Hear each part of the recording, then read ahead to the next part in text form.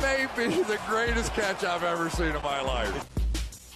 Alright guys, we just got done talking about our early round targets. Now let's dive into our late round targets, but as always, I'm going to need y'all to go down there, hit that like button, subscribe to the channel. It helps us out a ton, but most importantly, please go to the comment section of this video and let me know what you want me to talk about. Let me know what you want to hear, because really, I'm making the videos for you. So the best thing that you can do is tell me what y'all want to hear, and that's what's going to get made.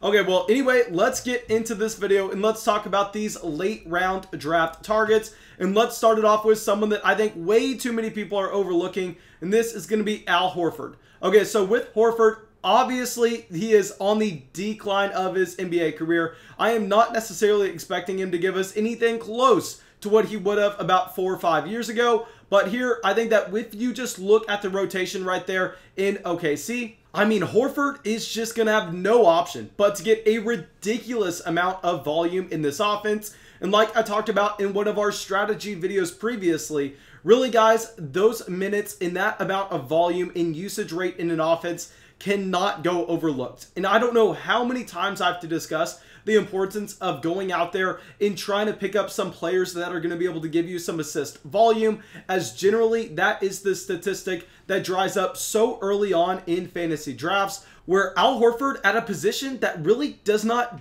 generally provide you that many assists does, based on that usage rate and based on how he will be used in this OKC offense. So here, I think that with the volume that he should have, with the minutes that he's going to be playing, combined with the fact that he is going to give you those assists while not completely tanking you really at that many categories, I think that he's a clear target in the later rounds of fantasy drafts.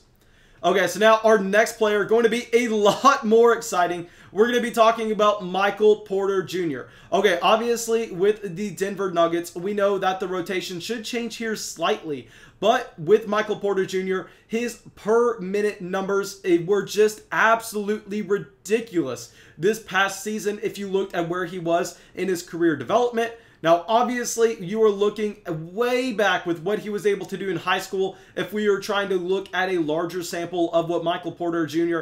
could possibly bring to the table. But I think that this is a player that in the 2020-2021 season, if he sees that small bump up in overall minutes, if we just naturally assume that efficiency level to carry over, based on the fact that he is so young, he should only really be getting better in this offense. And we know that the efficiency numbers should remain relatively high due to the fact that they are not going to be asking him to do too much here. I mean, his usage rate is not really going to be anywhere close to some of the other players that you would see with his amount of points produced. I think that Michael Porter Jr. is a clear answer, but let me put a little bit of a handicap on this. Obviously, we know that Porter Jr. is not going to be really providing us anything in the assist category, which I talk about all the time being so important.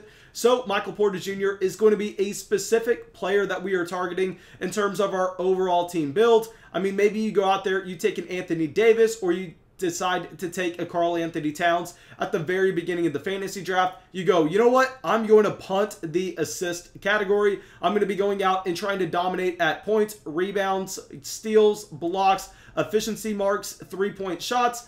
That is where you really get Michael Porter Jr. at a massive value in the middle rounds.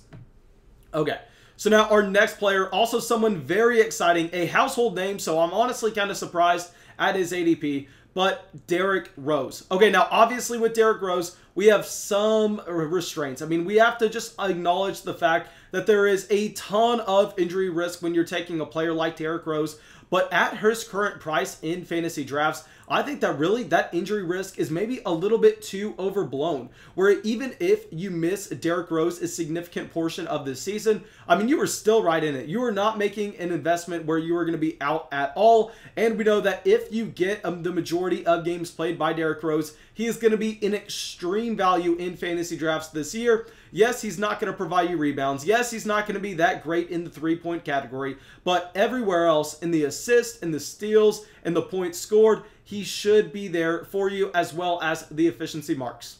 Okay, with my next player, I'm going to be completely honest here. He's one of my personal favorites, so I'm most likely going to be biased, but we are going to be talking about Dejounte Murray. Okay, so here with Murray, Obviously, this is not a player that we have a large sample of dominance for. Really, if you look at his per minute numbers so far throughout his entire career, that is where I'm excited. And what I'm also excited about is the elite steals that he's going to be able to provide you later on in the NBA draft. And on top of that, we know that with Dejounte Murray, this is a player that can still have room for improvement. Another year out of that injury, I think that he is still developing as an NBA player. I think that he is on the up and up. And with the steals that he's already giving you, enough steals where he can flat out win you the category some weeks, I think that he is going to be worth putting in your starting lineup. And if he begins to handle a little bit more of this San Antonio offense, if he begins to just have a little bit of a higher usage rate so he could bump up those assists even more combined with his scoring, because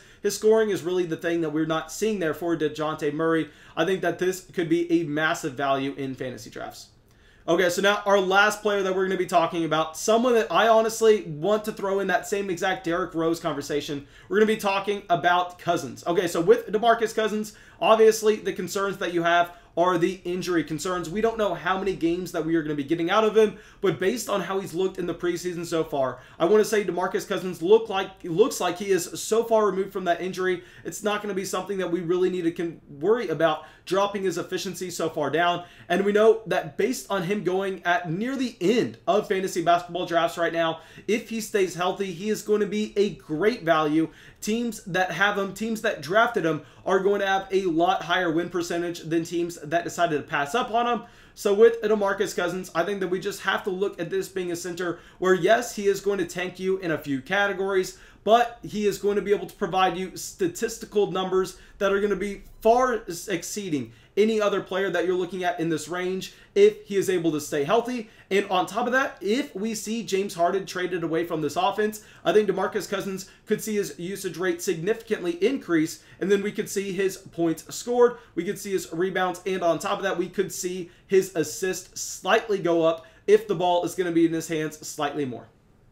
Now, thank you guys. I really hope y'all enjoyed this video. I really hope y'all got something from it. As always, if y'all did, go down there, drop that like, leave that comment, subscribe to the channel. It really helps us out. And yeah, that's all I got for y'all. I will be back with a video tomorrow. I'm going to be trying to make a video every single day on this channel for y'all. So yeah, I appreciate all the support so far, and I hope to see you with the video tomorrow.